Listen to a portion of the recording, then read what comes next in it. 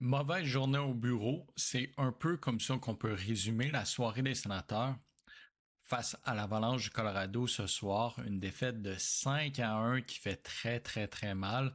En fait, le match avait plutôt bien débuté pour les sénateurs qui avaient eu quelques chances de marquer rapidement dans les tirs au but.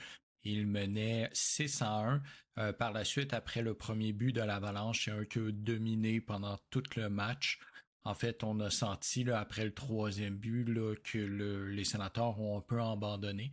Ce qui est dommage, en fait, c'est une chose de perdre, mais perdre de la mauvaise façon, c'est encore plus compliqué.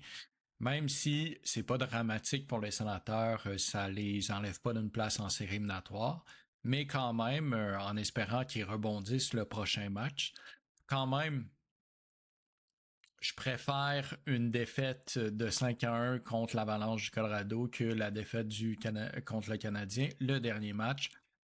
Il n'y a pas grand-chose à noter à ce match-là du côté des sénateurs, à part peut-être, j'ai pas détesté Stuzla, Dylan Cousin qui a essayé de donner un peu de rythme au match en faisant une mise en échec douteuse en première période, ce qui n'a pas vraiment fonctionné, ça n'a pas réveillé les sénateurs. C'est lui qui a marqué, par contre, en troisième période, en avantage numérique, à la fin du match, là, une passe de Sanderson et de Tim Stuzla.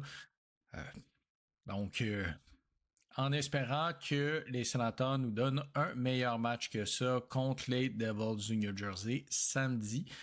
Si vous aimez mon contenu, n'hésitez pas à commenter, à vous abonner et à partager. Merci. Au revoir.